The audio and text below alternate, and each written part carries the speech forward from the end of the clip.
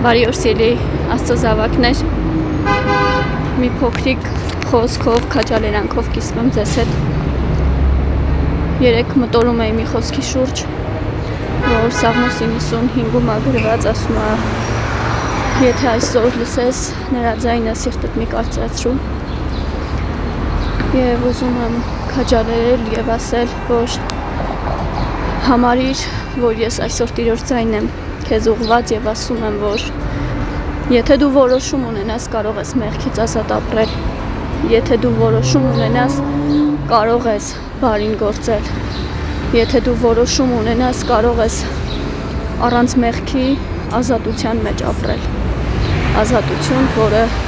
քեզ կտանի բարին գործելու, քեզ կտանի Տիրոջ խոսքի ազատության մեջ։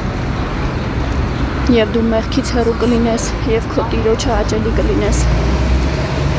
Համարի, որ այո, ես Տիրոջ ձայնն եմ եւ քեզ ասում եմ, ապաշխարիր բոլոր մեղքերդ թող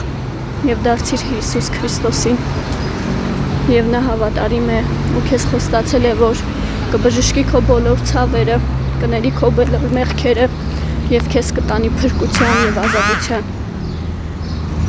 Մտածիր իմ փոքրիկ խոսքի մասին եւ այսօր սիրտդ մի կարծրացրու։ Տիրոջ ձայնը քեզ հասավ ու դու լսեցիր եւ ես քեզ խնդրում ու հորդորում եմ, որ սիրտդ բացես Տիրոջ առաջ, կարդա Աստվածաշունչ, լցվիր Սուրբ Հոգով եւ թող Սուրբ Հոգին քեզ տանի իր խոսքի ազատության ու ճշմարտության մեջ։